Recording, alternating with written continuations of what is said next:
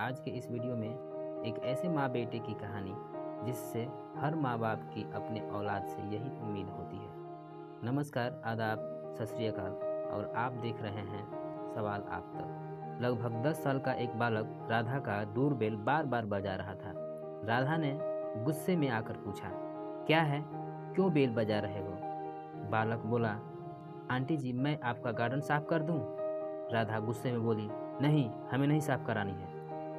फिर बालक हाथ जोड़कर बहुत विनम्र स्वर में बोला, आंटी जी प्लीज साफ करवा लीजिए, मैं बहुत अच्छे से गार्डन की सफाई करता हूँ। बालक की बात सुनकर राधा को दया आ गई और बोली, ठीक है, गार्डन साफ करने के बदले क्या पैसे लोगी? तो बालक बहुत मधुर आवाज में बोला, आंटी जी, मुझे पैसा नहीं चाहिए, आप मुझे बस खाना दे देना। इतनी बातें सुनने के बाद राधा को लगा कि बच्चा बहुत भूखा है, इसलिए खाना मांग रहा है।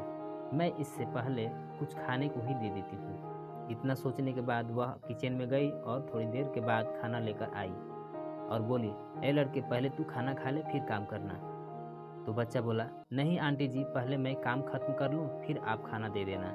तो राधा बोली, ठीक है। और इतना कहने के बाद राधा अपने कमरे में चली गई और अपने काम में व्यस्त हो गई। 1 घंटे में उस बालक ने अपना काम निपटा लिया और आंटी को दिखाने के लिए फिर से डोरबेल बजाई। जैसे ही आंटी दरवाज़ा ओपन करी तो उसने कहा कि आंटी जी, मैं गार्डन को बहुत अच्छे से सफाई कर दिया हूँ। और उसके काम से खुश होकर राधा तुरंत रसोई घर में गई और थोड़ी देर के बाद उस लड़के के लिए खाना लेकर आई। बालक ने जेब से एक थैला निकाला और खाने को उस थैले में रख लिया। यह देख राधा को बहुत आश्चर्य हुआ। राधा बोली, तुम्हें तो भूख लगी थी ना, तो फिर ये खाना क्यों पैक कर लिया? तू खाना यहीं खा ले और ज़रूरत होगी तो और भी दूंगी।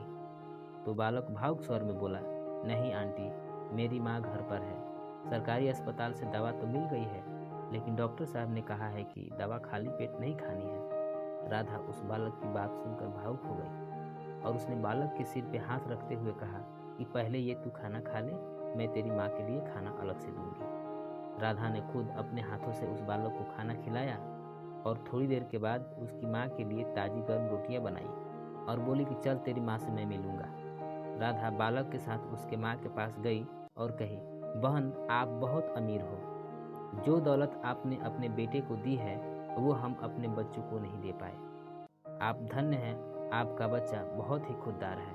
दोस्तों, इस कहानी से हमें यह सीख मिलती है कि यदि हम अपने बच्चों को अच्छी शिक्षा और संस्कार दें तो वह बालक अपने माता पिता का हर परिस्थितियों में ख्याल रखेगा। इस कहानी के माध्यम से उन माता पिता को संदेश देना चाहूँगा कि आज के इस तनाव भरी जिंदगी में हम अपने बच्चों का प्रॉपर ख्याल नहीं रख पा रहे हैं, जिसके कारण बच्चा गलत ट्रैक पर चल पड़ता है।